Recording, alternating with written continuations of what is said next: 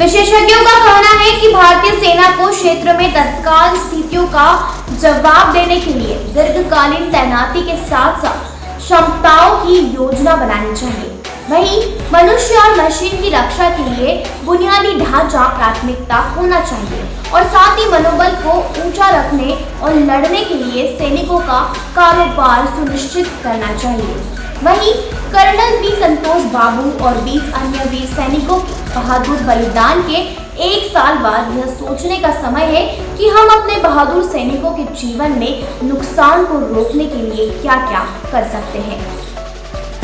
Lieutenant colonel Manoj के चन्नन एक news report बताते हैं कि इस क्षेत्र के भीतर तत्काल रुचि भारत के साथ साथ पाकिस्तान चीनी मिलीभगत है, जो भारत द्वारा विवादित क्षेत्र को वापस पाने के लिए किसी भी प्रयास को नकारने के लिए है, इंतजार कर रहे हैं। वहीं इसे सौहार्दपूर्ण ढंग से हल करने के लिए एक उपयुक्त क्षण के लिए ऐसे समय को खोजे हुए क्षेत्रों को वापस पाने के लिए एक विश्वसनीय सैन्य क्षमता है।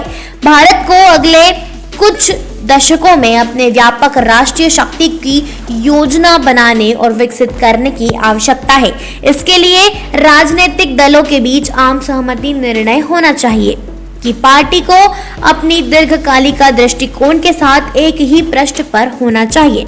अपने विचार साझा करते हुए भारतीय सेना के दिग्गज कहते हैं कि सीसीपी या पीएलए और जो मामलों के शीर्ष हैं वह राजनीतिक रूप से विकास की निगरानी कर रहे हैं और साथ ही साथ आईटीबीपी या फिर तैनाती का समर्थन करने के लिए बुनियादी ढांचे के विकास की निगरानी कर रहे हैं।